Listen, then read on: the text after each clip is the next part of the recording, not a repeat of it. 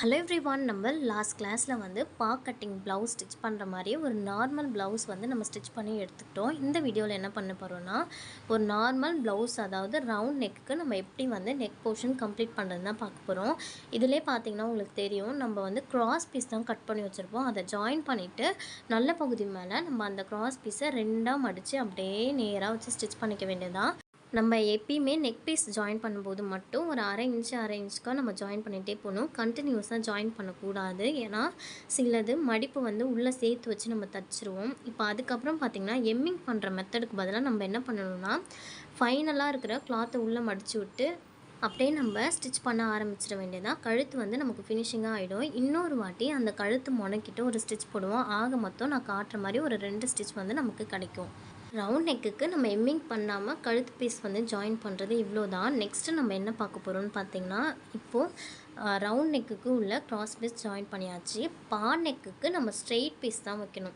நான் வந்து சொல்லியிருந்தேன் என்னோடய வீடியோ வந்து மிஸ் ஆகிடுச்சு அப்படின்னு சொல்லிட்டு. இது வந்து தனியான ஒரு வீடியோ. இதில் நெக்குக்கு கழுத்து பீஸ் ஜாயின் பண்ணுறது மட்டும் பார்த்துக்கோங்க, அதுதான் ரொம்ப முக்கியம்.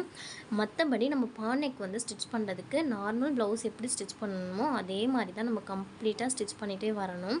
ஃபைனலாக நெக் பீஸ் மட்டும் நான் சொல்கிற மாதிரி வச்சா போதும். நெக்குக்கு நம்ம வந்து ஸ்ட்ரெயிட் பீஸ் எடுக்கணும். ஒரு ஸ்கேல் அளவுக்கு நம்ம ஸ்ட்ரெயிட் பீஸ் வந்து கட் பண்ணி எடுத்துக்கணும். ரவுண்ட் நெக்குக்கு கிராஸ் பீஸு கட் பண்ண இந்த ஸ்ட்ரெயிட் பீஸ் எல்லாத்தையுமே நம்ம என்ன பண்ணணும்னா ஜாயின் பண்ணிக்கணும்.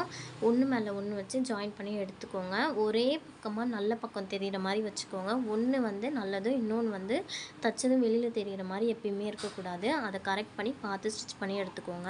நம்ம கிராஸ் பீஸ் எப்படி நல்ல துணி மேலே வச்சு நம்ம ஏற்றணுமோ அதே போல் தான் இந்த ப்ளவுஸில் ஸ்ட்ரெயிட் பீஸை வந்து நல்ல துணி மேலே வச்சு ஏற்றணும்.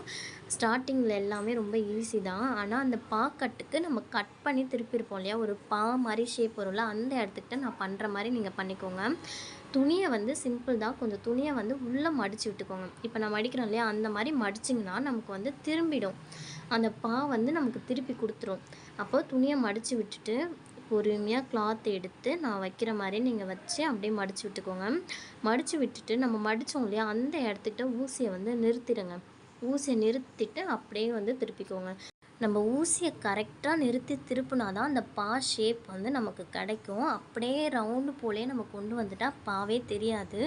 அந்த மிஸ்டேக் மட்டும் பண்ணாமல் இருந்திங்கன்னா உங்களுக்கு கரெக்டாகிடும். நான் வச்ச மாதிரியே ஒரு அரை இன்ச்சு துணியை உள்ளே மடிச்சுட்டு நீங்கள் அப்படியே அந்த மடித்த இடத்துக்கிட்ட ஊசியை நிறுத்திட்டு நீங்கள் அப்படியே கொண்டு வந்துடலாம். 2 இடத்துக்கிட்ட மட்டும்தான் நமக்கு வரும். இன்கேஸ் நம்ம ஃப்ரண்ட் சைடு முன் கழுத்துலேயும் வந்து நெக் வச்சாதான் வரும். அப்படி இல்லை முன்னாடி வந்து ரவுண்டு மட்டும் போதும், எனக்கு பின்னாடி தெரிஞ்சால் போதும்னா நம்ம 2 இடத்துல துணி 6 இன்ச்சுக்கு உள்ளே தள்ளி மடித்து நம்ம வச்சுக்க வேண்டியதான். ரொம்ப சிம்பிள் தான். அதுக்கப்புறம் பார்த்திங்கன்னா நம்ம இந்த மாதிரி சின்ன சின்னதாக கட் கொடுத்துக்கணும்.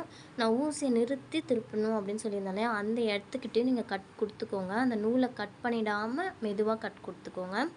இதே போல் தான் நீங்கள் வந்து தைச்சிட்டிங்கன்னா சிம்பிள், ரொம்பவே சிம்பிள். நெக்கோட அந்த கழுத்து பீஸ் வைக்கிறது முடிஞ்சுது.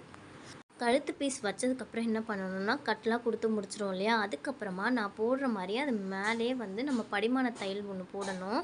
அந்த நெக்கு திருப்பின இடத்துல மட்டும் நம்ம எதையுமே சேர்த்து வைக்காமல் அந்த கிளாத் எல்லாத்தையும் உள்ளே தள்ளிடணும். மடித்தோம் இல்லையா, அந்த அரை இன்ச்சு எல்லாத்தையும் டிஸ்டர்பன்ஸ் இல்லாமல் உள்ளே தள்ளிட்டு நம்ம அப்படியே வந்து படிமான தையல் போட்டு வந்துடணும். நான் நெக்ஸ்ட் வீடியோவில் வந்து எம்மிங் எப்படி பண்ணுறதுன்னு சொல்லித்தரேன்.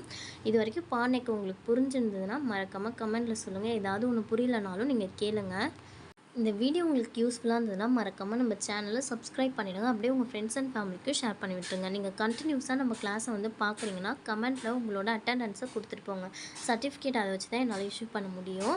அண்ட் தென் நம்ம கிளாஸில் நீங்களும் ஜாயின் பண்ணணும்னு விருப்பப்பட்டால் இதில் இருக்க வாட்ஸ்அப் நம்பருக்கு ஒரு மெசேஜ் பண்ணுங்கள். அப்படி இல்லைனா கமெண்ட் பாக்ஸில் வாட்ஸ்அப் லிங்க் கொடுக்குறேன், அதை கிளிக் பண்ணி ஜாயின் பண்ணிக்கோங்க. அப்போ தான் நான் போடுற நோட்ஸ் எல்லாம் உங்களுக்கு வந்து சேரும். தேங்க்யூ ஃபார் வாட்சிங்.